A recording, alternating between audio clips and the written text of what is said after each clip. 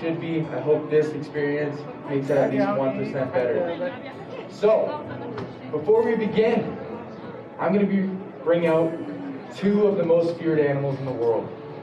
Do we have any guesses? Anybody want to raise their hand? A tarantula or a snake? You have a guess? Frog? That's a great guess. Spider? One more guess? A crocodile. Those are fantastic guesses. You guys got them. The first animal can actually fit in the palm of my hands. Is today anybody's birthday by any chance? It's your birthday? It's my birthday. What's your name? Neelam. Sorry? Neelam. Neelam? Yeah. Neelam, come up here. Everybody give her a round of applause. All right, Neelam. We're going to do a magic trick. Okay? Now guys, this can go one way or another. It can go the right way, or it can go the wrong way. The wrong way being the animal will end up on somebody's shoulder. We want it to end up in my hands. So on three, we're going to say abracadabra, all right?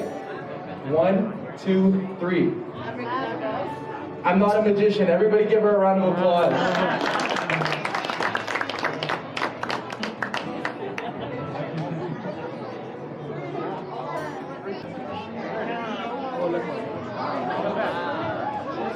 This right here is fuego.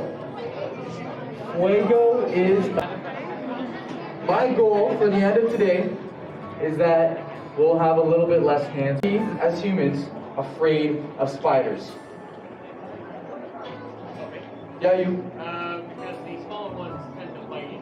The smaller ones tend to bite you. Anything else? Yeah. Yeah.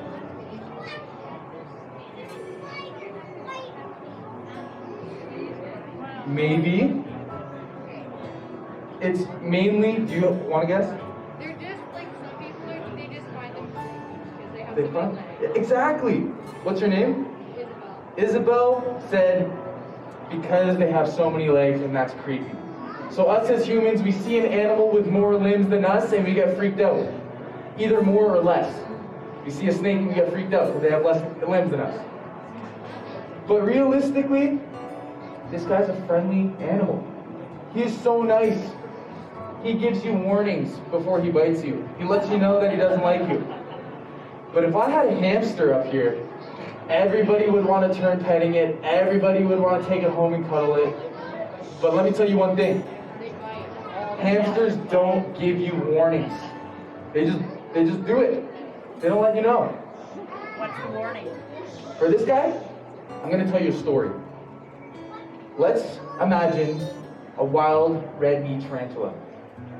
In the wild, he would be hiding inside a hole or in a cave, and he has a web system. These guys, they don't live up high in the trees. They don't make webs in the trees. They're very fragile. If he were to fall out of my hands right now, he could die. He has an exoskeleton, so he doesn't have any bones. So if he were to fall out of my hands, he's really fragile. He could die. So that's why these guys mainly will make burrows and webbings underneath the ground. So, imagine this. He's inside his little cave, and he's waiting for his food. He doesn't want to go out and hunt, because hunting will make him vulnerable.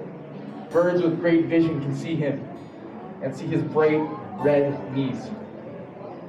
So he waits, and waits. And he can wait so long. He can wait up to 2 years without eating. And even after that, he can eat his own limbs. Isn't that crazy? He can eat his own limbs and then regrow them in the next shed. These guys do shed. It's called molting. And then one day, Fuego, he's chilling in his hide. And then something starts poking at his hide. And it's a bird trying to get at him.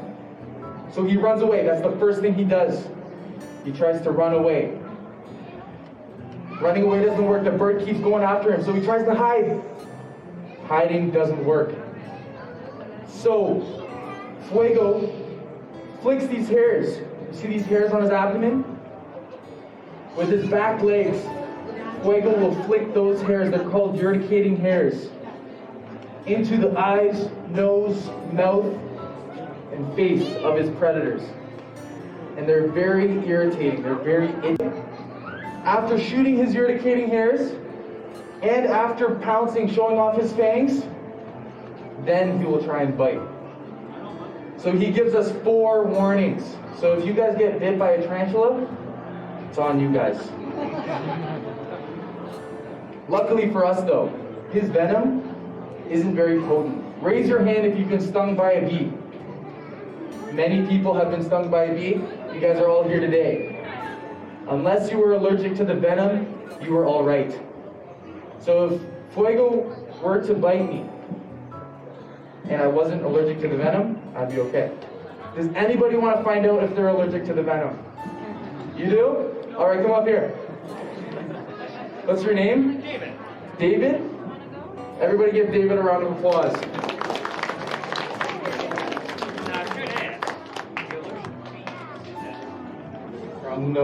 No similar, no.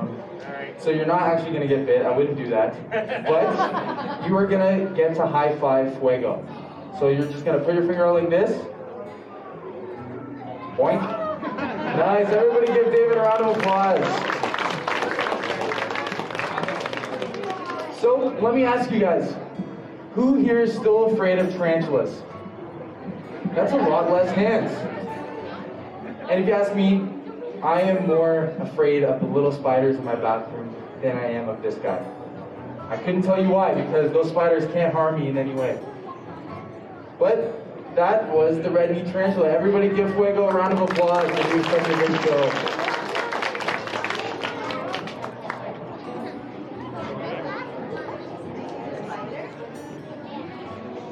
The next animal, the second most feared animal, snake. This guy, luckily for us, is a very calm, very slow-moving snake. Because of that, he is the most common pet snake in Canada. Does anybody know what the most common pet snake in Canada is? Some of you may have it. Corn snake, that's a great guess. Python, that's a fantastic guess. It is a python. It's a ball python. And then next to that is corn snake, so you were kind of right. So I'm gonna go and grab the ball python, and his name is Caramel.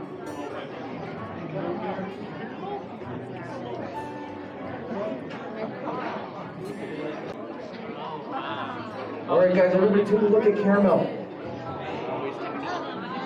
Notice how beautiful Caramel's coloration is.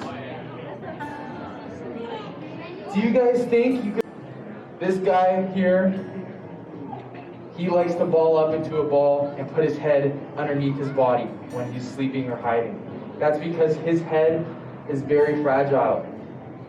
Unlike us, he has no liquid in between his skull and brain protecting it from being damaged. So if I poke him on the head, it can really hurt. So that's why these guys, they like to hide their heads underneath them when they're hiding. So let's say he's hiding and the sun's setting. And then all the little rodents start to become active. It's getting darker. Now he can smell many rodents around him. And it's completely dark now. So he goes out. He's hungry. He hasn't eaten in a week, maybe 2 weeks. And then he's looking around, and then he finds one. How do you guys think he found one? It's completely dark, pitch black. And he doesn't have great vision. Sense of smell.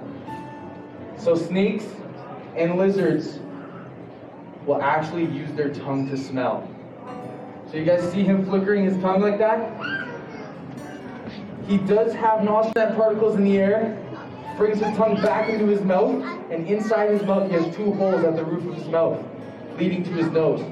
And he'll stick his forks of his tongue into those 2 holes, allowing him to smell. So pretty much, he puts his tongue in his nose to smell. Pretty funny. And a really cool thing about him smelling and his ability of smelling is I'll give you guys an example. Everybody close your eyes.